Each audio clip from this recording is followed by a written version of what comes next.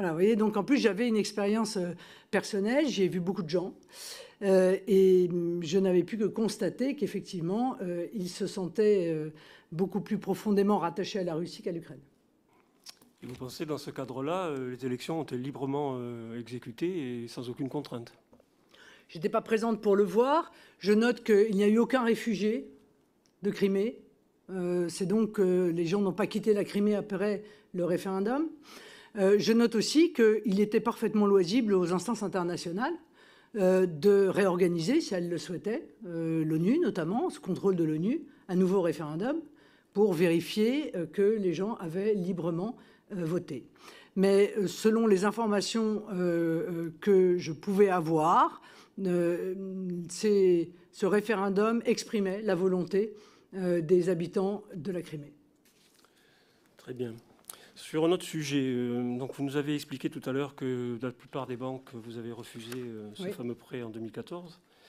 La raison évoquée notamment par M. Schaffhauser était qu'il y a un complot américain qui vous empêche d'avoir des prêts. Bon, on peut trouver ça un peu risible. Mais est-ce que vous ne pensez pas plutôt que le refus des banques occidentales est lié, d'ailleurs vous l'avez fort bien expliqué au départ, à un manque de vision claire de votre patrimoine, puisqu'il y avait une enquête du parquet national financier à l'époque sur votre patrimoine et celui de votre père, Jean-Marie Le Pen, et également sur le fait que votre parti avait de lourdes dettes, était en déficit.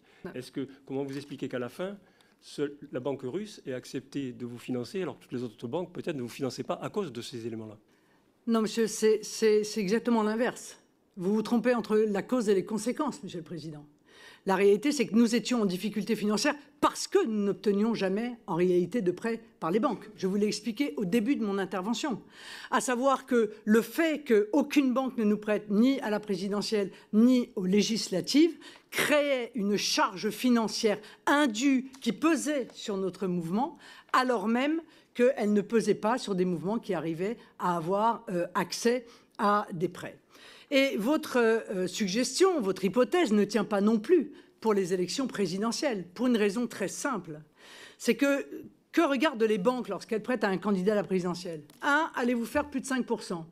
Je pense que depuis déjà un certain nombre d'années, nous faisons au-dessus de 5% au présidentiel.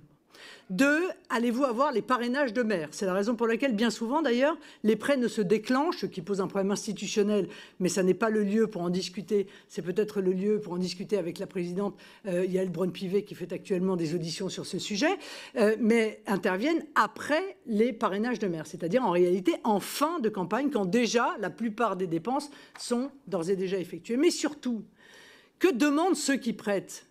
Et qu'est-ce qu'on leur accorde évidemment automatiquement? C'est le remboursement direct de l'État vers la banque.